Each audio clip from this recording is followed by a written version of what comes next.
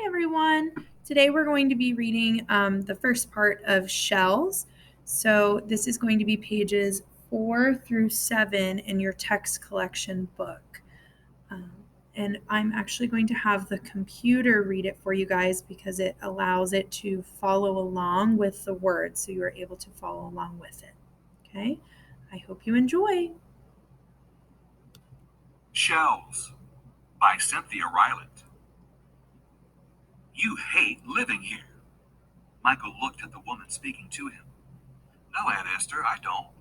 He said it dully, sliding his milk glass back and forth on the table. I don't hate it here. Esther removed the last pan from the dishwasher and hung it above the oven. You hate it here, she said, and you hate me. I don't, Michael yelled. It's not you. The woman turned to face him in the kitchen. Don't yell at me, she yelled. I'll not have it in my home. I can't make you happy, Michael. You just refuse to be happy here, and you punish me every day for it. Punish you? Michael gawked at her. I don't punish you. I don't care about you. I don't care what you eat, or how you dress, or where you go, or what you think. Can't you just leave me alone? He slammed down the glass, scraped his chair back from the table, and ran out the door.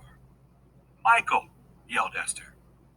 They had been living together, the two of them, for 6 months. Michael's parents had died, and only Esther could take him in, or only she had offered to.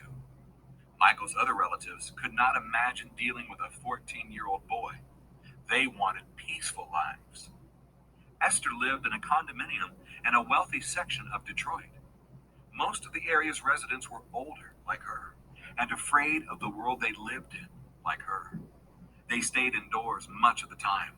They trusted few people. Esther liked living alone. She had never married or had children.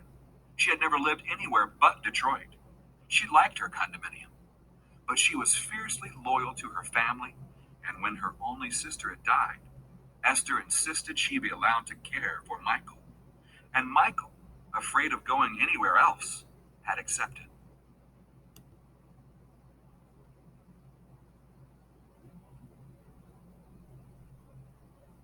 Oh, he was lonely. Even 6 months after their deaths, he still expected to see his parents, sitting on the couch as he walked into Esther's living room, waiting for the bathroom as he came out of the shower, coming in the door late at night. He still smelled his father's Old Spice somewhere, his mother's talc. Sometimes he was so sure one of them was somewhere around him that he thought maybe he was going crazy. His heart hurt him. He wondered if he would ever get better. And though he denied it, he did hate Esther. She was so different from his mother and father. Prejudiced.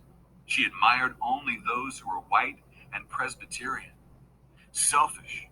She wouldn't allow him to use her phone. Complaining. She always had a headache or a backache or a stomach ache.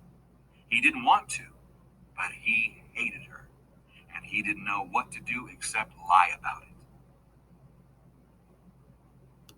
Michael hadn't made any friends at his new school, and his teachers barely noticed him. He came home alone every day and usually found Esther on the phone. She kept in close touch with several other women in nearby condominiums. Esther told her friends she didn't understand Michael. She said she knew he must grieve for his parents, but why punish her?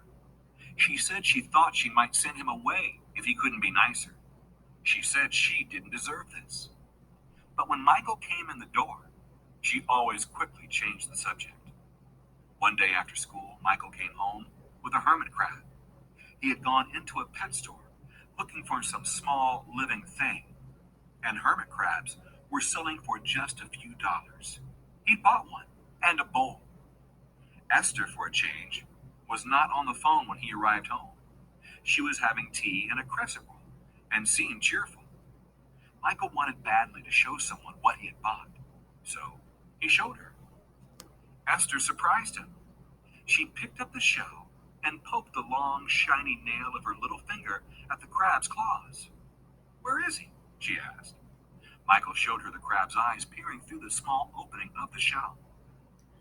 All right, guys, so that is part 1 of shells that we are going to be reading. Thank you again for listening, and I hope you have a really great day.